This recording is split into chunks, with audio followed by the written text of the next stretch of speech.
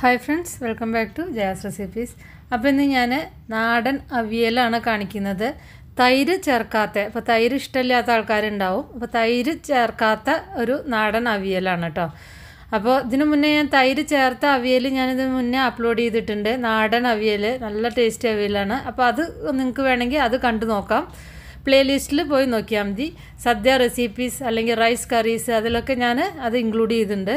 അപ്പോൾ നിങ്ങൾ അത് പ്ലേലിസ്റ്റ് നോക്കിയാൽ മതി കേട്ടോ. അപ്പോൾ ഈ റെസിപ്പിയിൽ ഞാൻ തൈര് ചേർക്കുന്നില്ല. അപ്പോൾ തൈരിന് പകരം നമ്മൾ വേറൊരു സംഭവമാണ് ചേർക്കുന്നത്. നല്ല നാടൻ അവിയൽ, നല്ല ടേസ്റ്റി ആയിട്ടുള്ള അവിയൽ എങ്ങനെയാണ് ഉണ്ടാക്കുന്നത് നമുക്ക് കണ്ടു നോക്കാം. അപ്പോൾ ഇതിന് വേണ്ടിയിട്ട് ഒരു അടി കട്ടിയുള്ള ഒരു കടായിയോ അല്ലെങ്കിൽ വേറെ എന്തെങ്കിലും പാത്രം എടുക്കുക. മൺചട്ടി ആണെങ്കിലും ഏറ്റവും നല്ലതാണ്.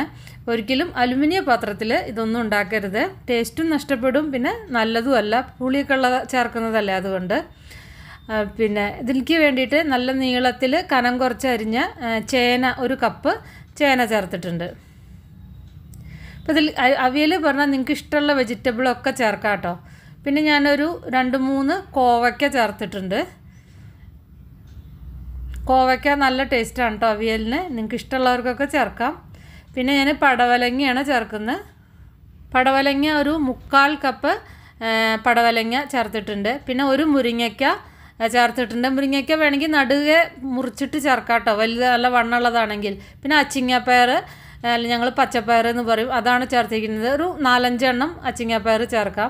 പിന്നെ വളരെ ചെറിയൊരു കായ, ഞാനിവിടെ കിട്ടുന്നൊരു കായയാണ് ഉപയോഗിക്കുന്നത്. നേന്ത്രക്കായൊക്കെ ആണെങ്കിൽ അതിൻ്റെ പകുതി മതി കേട്ടോ, 1/4 പകുതി മതി. പിന്നെ മത്തങ്ങ ഒരു കഷ്ണം, ഒരു കഷ്ണം, അതിങ്ങനെ നീളത്തിൽ അരിഞ്ഞു കഴിഞ്ഞാൽ 1 കപ്പ് എന്തായാലും ഉണ്ടാവും. 1 കപ്പ് 1/4 കപ്പ് വരെ ചേർക്കാം കേട്ടോ. മത്തങ്ങ അതിൽ നല്ല ടേസ്റ്റാണ്. പിന്നെ ഒരു ചെറിയൊരു കഷ്ണം കുമ്പളങ്ങ അല്ലെങ്കിൽ വെള്ളരിക്ക ചേർക്കാം.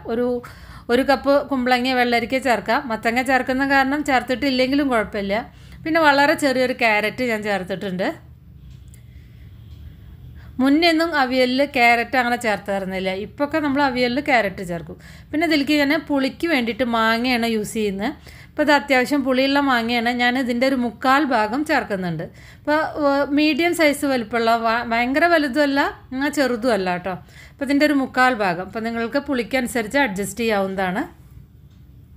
ഇതിലേക്ക് 1 സ്പൂൺ മഞ്ഞൾപ്പൊടി ചേർക്കുന്നുണ്ട്.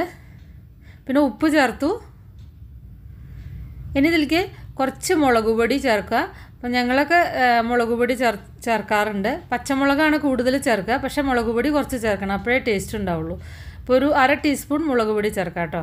പിന്നെ ഞാൻ കുറച്ച് വെള്ളം തളിക്കുന്നേ ഉള്ളൂ, കുറേ വെള്ളം ഒഴിക്കുന്നില്ല.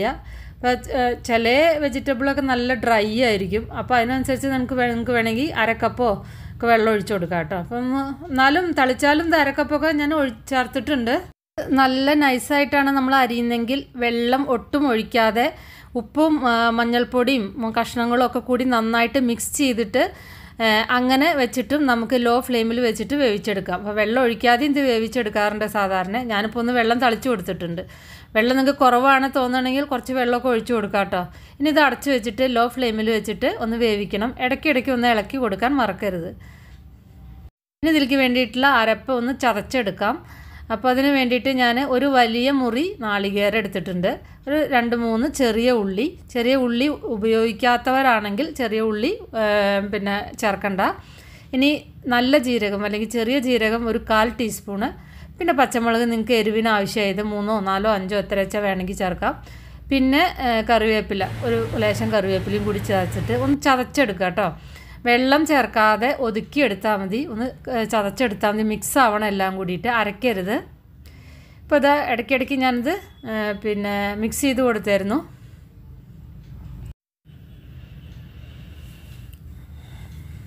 അവിയലെന്ന് പറഞ്ഞാൽ ഏറ്റവും ഈസി ആയിട്ട് ഉണ്ടാക്കാൻ പറ്റുന്നതും ഏറ്റവും കൂടുതൽ വെജിറ്റബിൾസ് യൂസ് ചെയ്യാൻ പറ്റുന്ന ഒരു ഡിഷാണ്. അതാണ് അതിൻ്റെ പ്രത്യേകത. വളരെ ഈസിയാണ് ഉണ്ടാക്കാനും.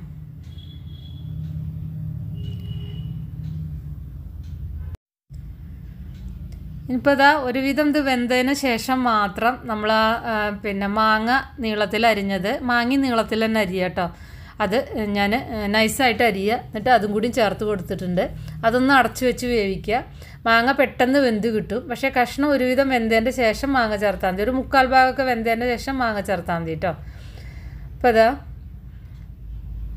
ഇനി ഇത് കുറച്ചും കൂടി ഒന്ന് നേരം ഒന്ന് അടച്ചു വെച്ചാൽ മതി. അപ്പോഴേക്കും ഇത് വെന്ത് കിട്ടും.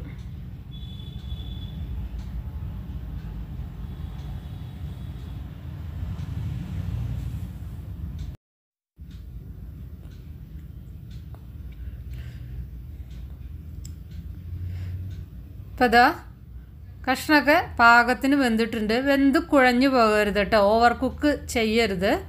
അപ്പോൾ അത് ശ്രദ്ധിക്കുക. നിങ്ങൾ മാങ്ങയ്ക്ക് പകരം നിങ്ങൾക്ക് മോര് ചേർക്കണമെങ്കിൽ മോര് ചേർത്തിട്ട് ഒരു 1/2 കപ്പോ 1/4 കപ്പ് മുതൽ 1/2 കപ്പ് വരെ പുളിക്കനുസരിച്ച്, വല്ലാതെ പുളി കൂടാൻ പാടില്ല. പിന്നെ കഷ്ണം വെന്തതിൻ്റെ ശേഷം ചേർത്ത് ഇളക്കിയാൽ മതി കേട്ടോ, തേങ്ങ ചേർക്കുന്നതിൻ്റെ മുന്നേ. ഇനി ഞാൻ ആ ചതച്ചെടുത്തത്, ആ ക്രഷ് ചെയ്ത നാളികേരും മിക്സില്ലേ അത് ഇതിലേക്ക് ചേർത്തു. എന്നിട്ട് ഇതെല്ലാം കൂടി ഒന്ന് മിക്സ് ചെയ്തിട്ട് ആ പച്ചമണം ഒന്ന് മാറണം. ഇപ്പം നമ്മൾ പുളിക്ക് വേണ്ടിയിട്ട് ഇവിടെ മാങ്ങയാണ് ചേർത്ത്.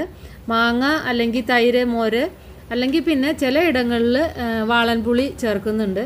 പക്ഷെ വാളൻപുളി ചേർത്തിട്ട് ഞാൻ ഉണ്ടാക്കി നോക്കിയിട്ടില്ല. ഞങ്ങൾ പൊതുവെ മാങ്ങ അല്ലെങ്കിൽ മോരൊക്കെയാണ് ചേർക്കാറ്. ഇപ്പം മാങ്ങ ചേർത്താൽ നല്ല സൂപ്പർ ടേസ്റ്റാണ്. ഇതെല്ലാം കൂടിയിട്ട് ഒന്ന് മിക്സ് ചെയ്തിട്ട് ഒന്ന് അടച്ചു വെക്കണം. ആ ജീരകവും എന്താ പറയുക, ആ നാളികേരമൊക്കെ ചേർത്തിട്ടില്ലേ അതിൻ്റെ ആ ഒരു റോ ടേസ്റ്റ് ഒന്ന് മാറണം. അപ്പോൾ ഞാൻ കുറച്ച് നേരം ഒന്ന് അടച്ചു വെച്ചായിരുന്നു കേട്ടോ. അപ്പോൾ കുറച്ച് നേരം ഒന്ന് അടച്ചു വെച്ചു. ഒരു 1-2 മിനിറ്റ് അടച്ചു വെച്ചാൽ മതി. അതിൻ്റെ ആ പച്ചമണം ഒന്ന് പോവേ വേണ്ടു. അപ്പോൾ നമ്മുടെ അവിയലൊക്കെ റെഡിയായി. അപ്പോൾ ഞാൻ ഫ്ലെയിം ഓഫ് ചെയ്തു. ഫ്ലെയിം ഓഫ് ചെയ്തതിൻ്റെ ശേഷം കുറച്ച് പച്ച കറിവേപ്പില ഇട്ട് കൊടുക്കാം.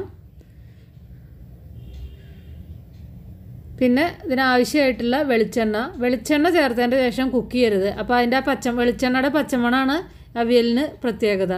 അപ്പോൾ നമ്മൾ വെളിച്ചെണ്ണ ഉപയോഗിച്ചിട്ട് പിന്നെ കുക്ക് ചെയ്യാൻ പാടില്ല. വെളിച്ചെണ്ണ നമുക്ക് 2-3 ടേബിൾ സ്പൂൺ യൂസ് ചെയ്യുക. എന്നിട്ട് നന്നായിട്ട് മിക്സ് ചെയ്യുക. അപ്പോൾ നമ്മുടെ അവിയലൊക്കെ റെഡിയായി. കുറച്ച് നേരം അതൊക്കെ ഒന്ന് അടച്ചു വയ്ക്കുക. അപ്പോൾ നിങ്ങൾ ഉണ്ടാക്കി നോക്കിയിട്ട് നിങ്ങളുടെ ഫീഡ്ബാക്കൊക്കെ ഒന്ന് അറിയിക്കുക കേട്ടോ. ഇഷ്ടപ്പെട്ടാൽ ലൈക്ക് ചെയ്യാം, ഇല്ലെങ്കിൽ ഡിസ്ലൈക്ക് ചെയ്യാം. അതുപോലെ തന്നെ നമ്മുടെ ചാനൽ ഇതുവരെയായിട്ടും സബ്സ്ക്രൈബ് ചെയ്തിട്ടില്ലെങ്കിൽ ഒന്ന് സബ്സ്ക്രൈബ് ചെയ്യാം. അപ്പോൾ ഇനി നമുക്ക് വേറെ ഈസി റെസിപ്പി വീണ്ടും കാണാം. Thank you. ഹാപ്പി ഓണം.